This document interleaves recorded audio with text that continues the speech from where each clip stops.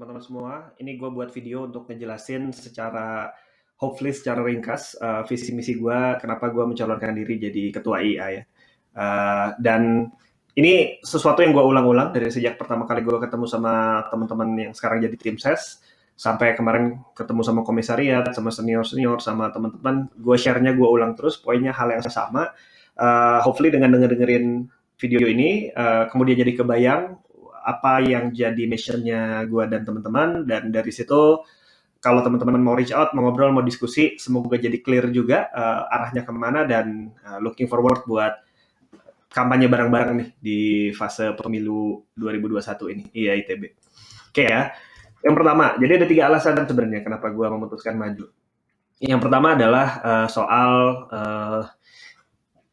mempertahankan prinsip atau keywordnya filosofi huruf alif gitu ya. Jadi 2016 gue sempat bikin tulisan gini. Gue dulu waktu lulus nggak sempat ya nggak ada kegiatan aktivitas di IAITB, baik yang bahkan jurusan juga nggak ikut. Pokoknya nggak terlibat lah karena memang nggak punya interest, dan gue juga nggak tahu tentang IAITB itu apa dan ngapain. Gue bukan orang yang melibatkan diri di sana. Beberapa kali diajak sama teman-teman ikut pemilu juga. Ramainya kan biasanya pas pemilu aja tuh. Ya cuman sempat datang doang meramaikan, tapi udah gitu nggak pernah terlibat lebih jauh lah gitu. Nah, at some point di 2016 itu gue saya ingat gue waktu zaman mau pemilu yang baru gitu ya, pemilihan yang terakhir, di Facebook tuh rame gitu kan soal di grup IAITB, alumni ITB, terus yang pokoknya jadi masalah cebong kampret, masalah ngejelek-jelekin, yang mana gue nggak ngerasa nyaman gitu, ngerasa itu gini-gini amat sih gitu. Terus udah mah gue selama ini nggak pernah aktif, tapi melihat kayak gitu ngerasa nggak sesuai banget sama value yang gue percaya gitu, soal being respectful dan segala macam gitu ya. Apalagi ini istilahnya buat pemilihan ketua yang emang what's in it for them gitu. Emang apa manfaatnya jadi ketua IA tuh apa sih gitu kan. Nggak ngerti gue. Dan akhirnya saking gawatnya, saking gue nggak sukanya, gue beneran pengen mendisasosiasikan diri sama IAITB karena ngerasa aduh kebebanan nama nih. Jadi harus jadi anggota IAITB gitu.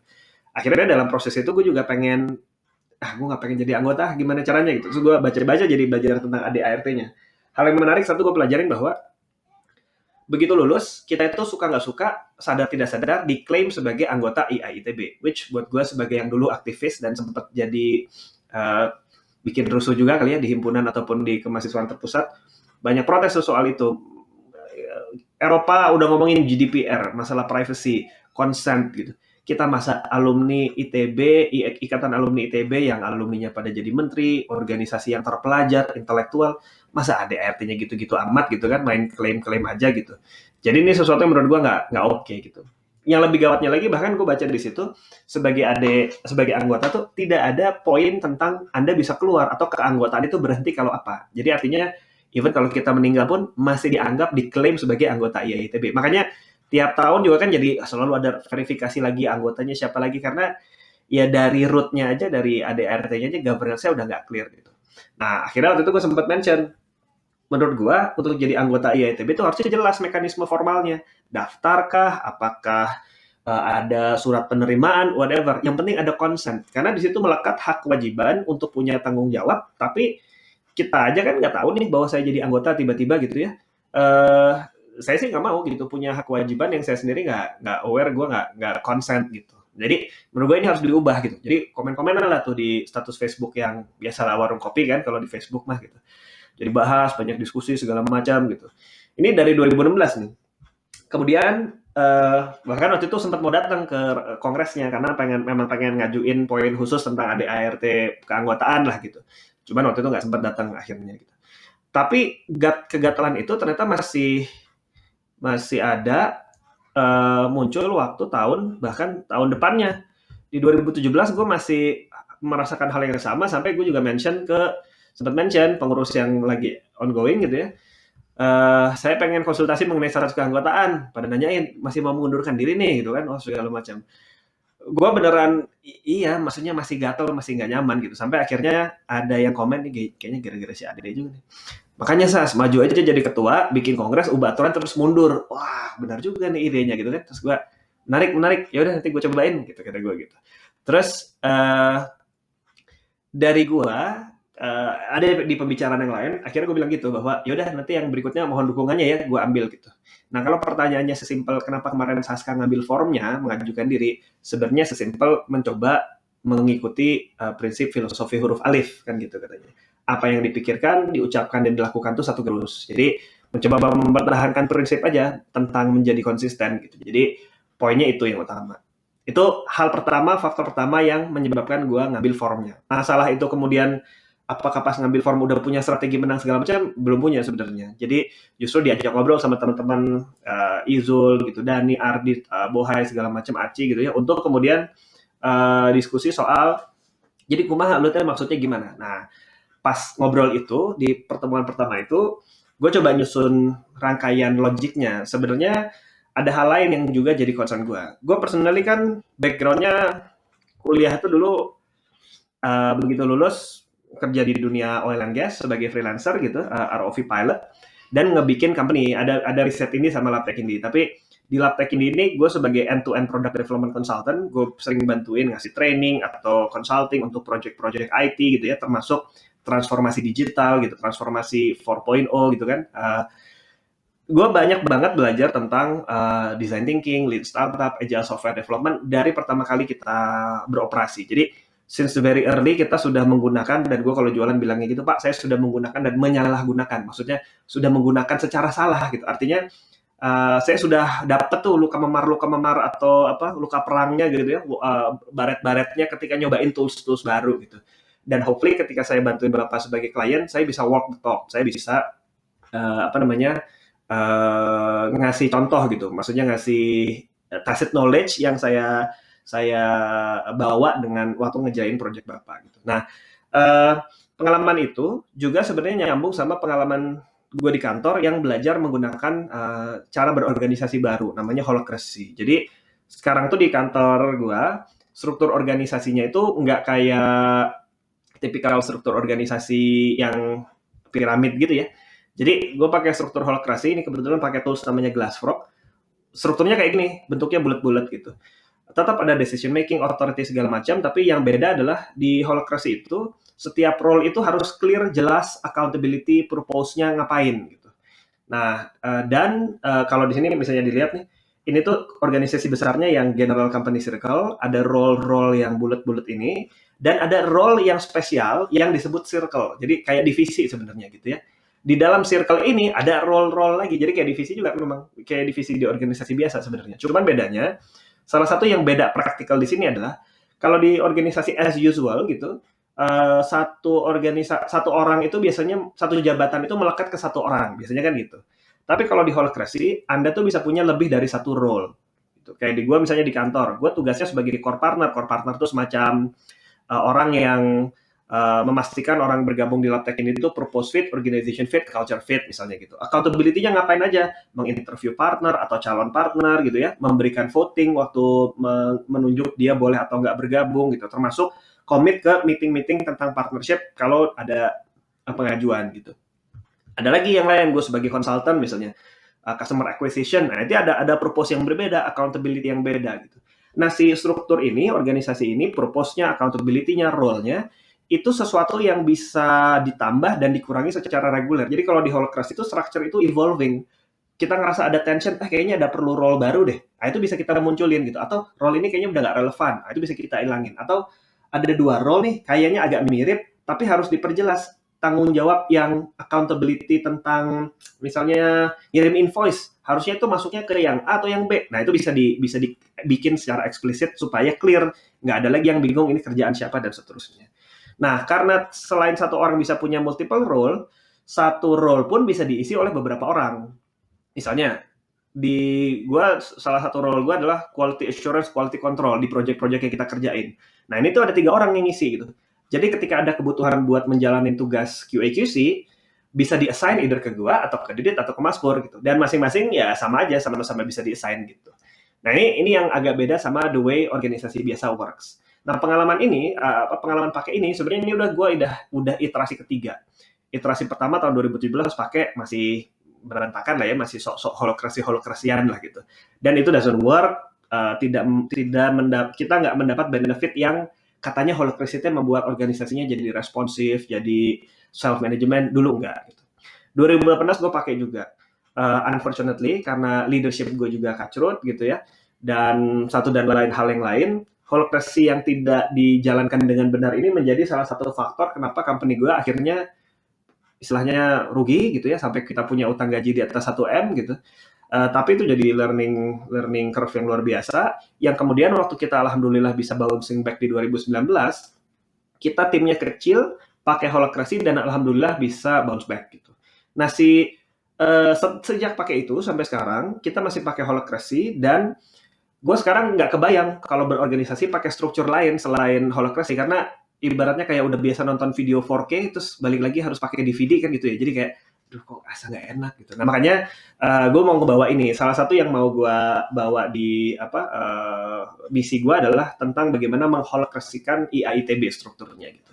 Nah tapi sebelum tentang teknisnya, gue juga mau cerita aspek yang agak filosofisnya gitu ya.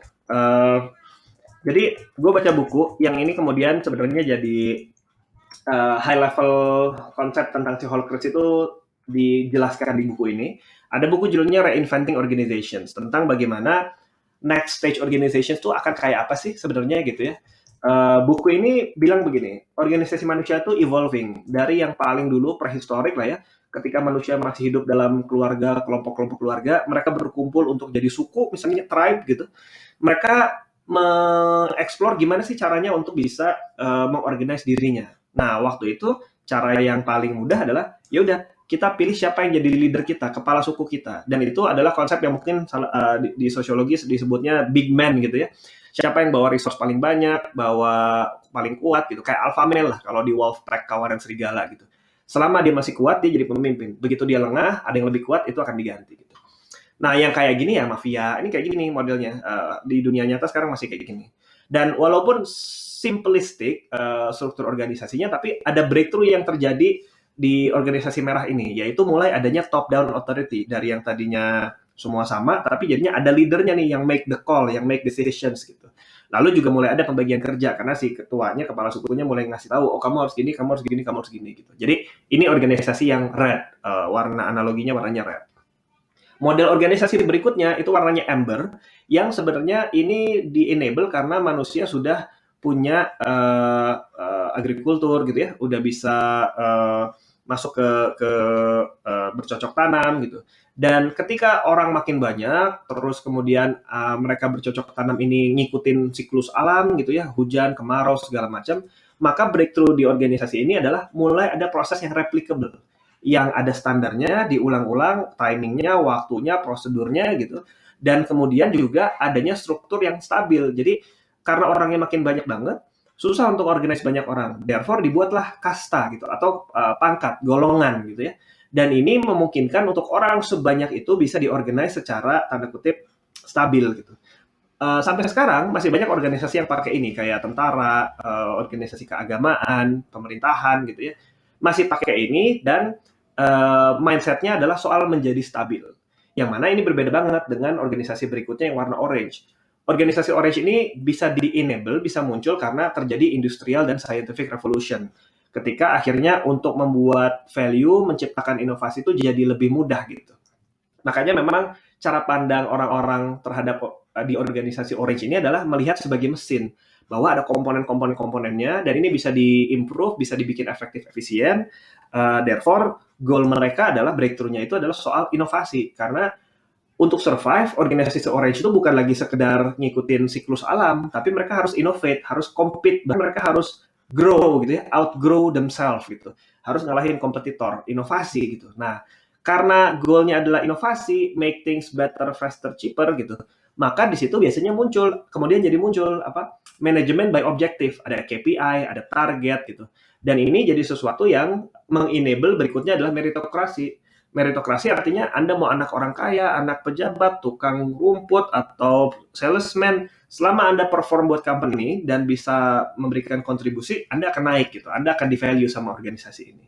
Nah, cuman organisasi orange ini bukan tanpa celah, karena ketika banyak organisasi yang grow for the sake of growth saja, innovation gone mad gitu ya, banyak yang orang ngerasa kemudian detach sama dirinya sendiri, burn out gitu. Dan ini yang kemudian membuat ada tahu bulu. Kemudian banyak orang-orang yang antitesisnya adalah ngebuat organisasi yang disebut green, warnanya green organizations. Jadi organisasi yang green ini ngelihat kayak hippies zaman dulu ya, mereka ngelihat people organisasi kita tuh kayak family. Jadi kita ngerasa everyone matters, suaranya matters, dan kita mau egaliter gitu. Breakthrough-nya di sini adalah empowerment. Setiap orang tuh jadi dikasih kesempatan, peluang untuk ngomong, untuk bersuara dan dihargai gitu. Dan biasanya organisasi seperti ini tuh sangat kuat di drive sama value, sama value tentang lingkungan, value tentang kepercayaan bersama tentang humanity misalnya gitu. Dan di sini juga biasanya mereka sudah melihat ada pihak-pihak lain tuh punya value juga. Kita harus appreciate supplier, distributor, lingkungan gitu. Makanya yang kayak gini tuh banyak ditemukan di NGO, non-profit, bisnis sosial gitu. Nah, cuman ada kontradiksi yang menarik karena ketika para green organizations ini pakai prinsip-prinsip egaliter, konsensus gitu ya, tapi ternyata how to run organization-nya tuh masih banyak kayak organisasi sebelumnya. Ada hierarki dan ada individual incentive lah gitu. Jadi agak ada kontradiksi yang menyebabkan organisasi seperti ini biasanya susah untuk scaling gitu. Nah, buku ini juga argue tidak ada organisasi yang pure 100% orange atau hijau gitu atau bahkan merah gitu, tapi tergantung di aspek apa gitu. Misalnya di aspek gimana sebuah organisasi menghandle kompensasi dan insentif. Kalau yang merah, cara mereka mendistribusikan insentif adalah gimana bos? Bos yang decide, oh sini gue suka nih ngeliat tadi kerja bagus, dia kasih ke situ, nanti trickle down, si itunya akan ngasih lagi ke bawah-bawahnya gitu.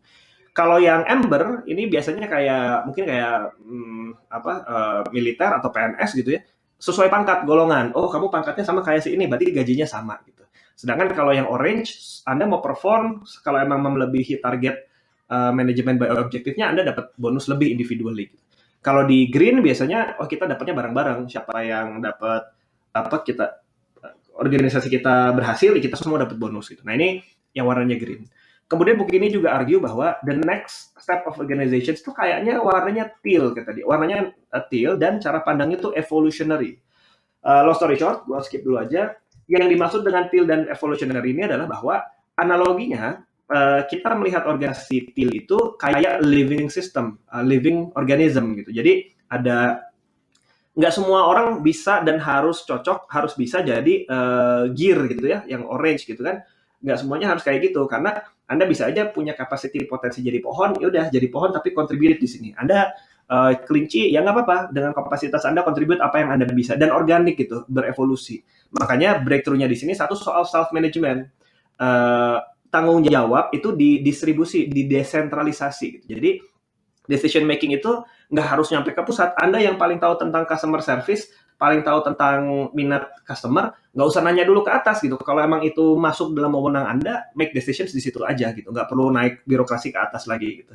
Yang kedua soal wholeness, bahwa orang itu berharap atau pengen dirinya yang di kantor, yang di rumah, yang di sekolah, yang di depan warga lingkungan RT RW-nya itu orang yang sama. Mereka nggak mau pakai topeng pas di kantor, orangnya nurut-nurut sama bos, tapi di rumah suka ngedumel-dumel, enggak gitu. Dan ini align sama cara pandang millennials gitu ya, yang mana buat kerja tuh bukan cuma sekedar cari duit. Saya pengen kerja juga memenuhi apa yang saya percaya gitu, value-value yang saya percaya. Saya pengen aktualisasi diri juga. Nah, makanya ini jadi sesuatu yang relevan sama situasi kita sekarang.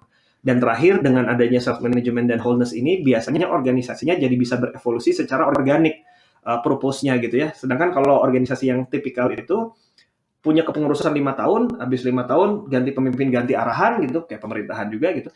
Therefore jadinya agak rigid gitu. Sedangkan kalau ini sambil jalan ada perubahan tiba-tiba di tengah-tengah ada pandemi itu nggak bingung karena langsung adapt. Oh, situasi begini dan apa yang harus kita lakukan itu diorganize langsung oleh orang-orang yang ada di dalamnya. Nah, ini adalah hal-hal yang membuat gue jadi mikir, IAITB kayaknya masih jauh dari ini deh gitu. Dan untuk IAITB jadi matters untuk masa depan, ini nggak mungkin pakai cara yang kayak gini-gini lagi. Gue coba sambungin sama milestone Indonesia, visi Indonesia Emas 2045. Kita punya bonus demografi, kita punya sumber daya alam luar biasa, SDM-nya keren-keren gitu kan. Tapi kalau nggak bisa diutilize dengan baik, alumni ITB itu canggih-canggih. Masuknya susah, lulusnya emang gampang kan gitu. Tapi begitu lulus tuh, gue ngerasanya potensi-potensi alumni jadi underutilized gitu. Karena mungkin the way si organisasinya mengorganize alumninya ini tidak pas gitu kan. Jadi tidak ada ruang buat alumni-alumni yang banyak ini untuk masuk ke dalam si organisasi IAITB-nya sendiri. That's why yang mau gue lakukan, visi gue adalah gue pengen bisa mentransformasi IAITB menjadi organisasi modern yang siap untuk menyambut Indonesia Emas 2045. Karena gue percaya untuk bisa nyampe ke sana mah nggak akan bisa, nggak, kalau kita masih gayanya gini-gini aja. Kita harus pakai cara baru untuk menggovern diri kita sendiri, mengorganize diri kita sendiri. Dan menurut gue, salah satu solusi atau salah satu cara yang paling relevan buat dilakukan sekarang adalah bertransformasi menjadi teal organizations. Dan holacracy itu salah satu practical aspect of menjadi teal organizations ini. Nah, jadi alasan gue yang kedua itu sebenarnya, gue ngerasa pengalaman gue nyobain mempraktekkan ini bisa jadi starting point untuk kita start transforming ourselves. Karena kalau kita nunggu beberapa tahun lagi, 2045-nya keburu lewat gitu kan. Dan kenapa IAITB? Karena potensinya luar biasa banget gitu. Alumni-alumninya tuh. Gue nggak ngerti program-program apa yang paling baik buat kita semua. Tapi gue ngerasa, gue belajar banyak product development gitu ya, tentang design thinking gitu. Tentang bahwa setiap kita mau menghasilkan solusi yang spesifik, kita harus ngerti dulu problemnya apa. Kita nggak bisa tiba-tiba, seringkali kita kena innovators bias. We fall in love too much with our own ideas, kan gitu. Tiba-tiba kita ngeluarin solusi, tapi kita nggak ngerti ini tuh solve problem yang mana sih. Analoginya kayaknya kayak gini katanya. Starting with a solution itu sama kayak building a key without a door. Jadi kita nggak tahu ini ada program nih, tapi nggak tahu mau solve problem yang mana. Makanya kalau di kepala gue, yang mau gue lakukan adalah, sebenarnya gue pengen jadi ultimate facilitator buat para alumni. Gue pengen reach out ke semua lapis alumni dekade 80-an, 70-an, 90-an, 2000-an, 2010-an, atau grup alumni yang berbasis komunitas atau minat gitu ya, atau daerah misalnya gitu. Gue pengen nanya, needs kalian apa? Needs kita apa? Tugas gue adalah mensurfacing tuh needs-nya apa gitu. Dan gue yakin alumni tuh banyak yang punya potensi, punya kabisa, punya resource, punya dana gitu. Misalnya anak-anak muda nih yang baru bikin usaha, yang jadi entrepreneur, mungkin yang mereka butuhin itu mentorship. Nah, kalau gue tahu bahwa mereka butuh mentoring, maka kita bisa connect sama alumni-alumni senior yang sudah jadi direksi, sudah punya pengalaman di industri berpuluh-puluh tahun. Ini kan ada wisdom yang sangat berharga buat mereka-mereka yang sedang butuh. Nah, yang sekarang nggak terjadi itu adalah, ya ini, matchmaking itu nggak ketemu. Makanya dengan pendekatan user center, dengan pendekatan kita pengen cari tahu kebutuhan user apa, harapannya itu jadi bisa bikin IAITB itu meaningful dan valuable buat semua orang. Karena gue ngerasa banyak orang yang kita ngobrol tentang IAITB, apa IAITB manfaatnya buat saya gitu. Nah, justru pertanyaan itu gue mau balik jadi sebuah challenge. Bagaimana kita bisa membuat IAITB jadi bermanfaat untuk Anda gitu. Nah, caranya gimana? Begini, pakai cara-cara proses product development. Alumni itu sebagai customer, alumni itu sebagai user. Therefore, kita harus lakukan user research. Kita research, berempati sama user, apa kebutuhan mereka. Kita cari tahu dari sekian banyak problem, oh yang jadi priority yang ini. Oh ternyata di era pandemi ini lagi banyak yang kehilangan pekerjaan. Mungkin kita bisa connect itu company-company yang misalnya lagi dapat windfall gitu ya, lagi dapat keberuntungan karena in a way misalnya telekomunikasi, ternyata jadi banyak butuh telekomunikasi dan berkembang, ya mungkin bisa menyerap alumni-alumni yang ternyata lagi butuh tempat untuk ngebuffer misalnya gitu, atau ternyata punya berubah haluan karir misalnya gitu. Nah, ini sesuatu yang pengen gue munculin gitu dengan cara-cara yang ngikutin cara-cara modern. Dan yang paling penting menurut gue adalah yang mau kita lakukan ini kan transformasi di level mindset, mental model gitu. Gue aware, walaupun dulu kuliah kebanyakan main, tapi gue inget lah model system thinking ini. Yang tampak di mata kita itu cuma yang di level event doang, di atas permukaan air. Yang di bawahnya, kalau event itu kemudian berulang, itu jadi tren. Tren ini nanti tahu apa yang menyebabkan tren ini terjadi, apa yang bisa mengenable. Oh, ternyata strukturnya kayak begini, ternyata culturalnya begini gitu. That's why no wonder tren itu terjadi dan terjadi normalisasi, pembiaran gitu. Dan ujung-ujungnya struktur organisasi kita sekarang ini sebenarnya dibentuk sama mental model kita semua ini. Mental model kita gua rasa masih ada di red organizations tuh. Maka the way si organisasi IAITB berjalan masih kayak gitu. Nah, untuk bisa mengubah mental model itu nggak bisa tiba-tiba, oke, teman-teman, besok kita teal organizations ya, cara mikirnya nggak bisa gitu. Yang bisa dilakukan adalah kita influence dari level yang paling bisa kita intervensi, yaitu level event. Makanya tata kelolanya nanti gue mau ubah jadi si holacracy gitu kan. Terus cara menyusun programnya itu melakukan co-creation. Semalam aja teman-teman 2010-an udah inisiatif tuh melakukan proses workshop co-creation, mengidentify apa sih needs-nya orang-orang gitu, ekspektasi orang-orang apa, unmet needs-nya apa gitu. Jadi ini sesuatu yang akan kita lakukan dalam beberapa minggu ke depan. Harapannya kita jadi bisa tahu, terlepas dari masalah menang kalahnya, kalau gue sih percayanya siapa yang menang di kampanye pemilu sekarang ini udah ditentuin. Buat mereka-mereka yang believe bahwa kita harus berubah, kalau memang cukup banyak critical mass-nya, maka kita akan menang. Saya akan terpilih jadi ketua dan akan terjadi itu transformasinya. Tapi kalau ternyata tidak banyak orang yang percaya bahwa kita harus berubah, ya nggak akan menang gitu. Dan gue nggak tahu yang sebenarnya kayak apa. Tugas gue adalah being true to myself untuk menyampaikan value-nya, mission-nya, dan reach out ke sebanyak mungkin. Makanya juga gue butuh bantuan teman-teman semua untuk membuat ini jadi sebuah gerakan. Gue nggak pengen ini jadi sebuah mana ya? Gue nggak pengen ini jadi sebuah jualan Saska melawan kompetitor kandidat yang mana. Tapi ini movement semua orang matters. Kalau perlu yang muncul itu muka teman-teman yang percaya bahwa ini harus berubah, yang percaya bahwa walaupun kan percaya dulu gitu ya, walaupun belum ada buktinya, tapi Anda yakin bahwa ini bisa jadi sesuatu nih gitu. Dan saya butuh teman-teman buat munculin itu gitu. Justru jangan ngandelin muka si Saskanya doang. Say what you feel gitu untuk cerita bahwa oh ya saya percaya kita harus berubah jadi ini dan saya punya kebutuhan sebagai alumni untuk bisa diakomodir minatnya gitu atau concernnya gitu. Nah ini tolong bantu saya dengan membuat ngajak teman-teman sebanyak mungkin karena kalau movement itu perubahan yang terjadi lewat mandat authority itu cepat, efektif, efisien, tapi disempowering, membuat orang-orang jadi merasa gue nggak punya tempat di sini. Tapi kalau movement memang betul slow dan juga harus ada quick win gitu ya supaya motivasi dan momentumnya terjaga.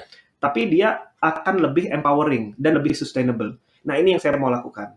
Maka mohon bantuannya teman-teman semua untuk teman-teman yang percaya bahwa IAITB harus berubah.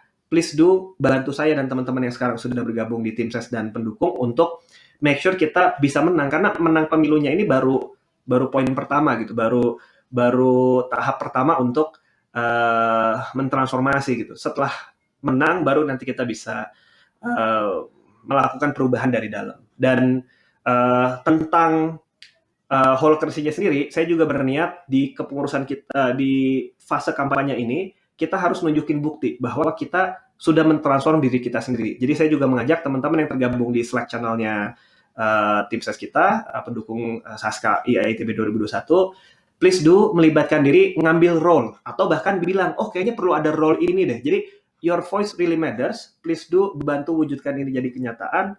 Kalau ini berhasil, menurut saya ini bukan kemenangan si Saska, tapi kemenangan kita semua sebagai alumni ITB yang pengen ITB-nya jadi lebih canggih, ikatan alumni-nya juga jadi lebih meaningful dan berharga buat kita semua. Insya Allah kalau itu terjadi, gue percaya kita bisa nih jadi rahmatan lil alamin gitu ya. Kita ngasih value ke tempat lain karena ya tugas kita ngapain lagi sih? Orang-orang juga masing-masing udah pada sibuk lah urusan surviving pandemi, kerja, belum lagi sekolah jarak jauh kan, ngurusin anak macam-macam gitu. Tapi ya menurut gue ini isu atau mission yang worth trying sih karena kalau nggak sekarang mungkin momentumnya kita belum tentu dapat lagi. Jadi again sekali lagi mohon bantuannya. Thank you for listening. Sampai ketemu di Slack channel. Please sebarluaskan ide tentang ini. Video ini juga boleh kasih linknya kalau teman-teman yang lain ada yang mau dikasih lihat. Kita ketemu di Slack. Kita bikin ini jadi movement yang punya kita bareng-bareng. Insya Allah jadi sesuatu yang manfaat. Thank you. Sampai ketemu. Bye.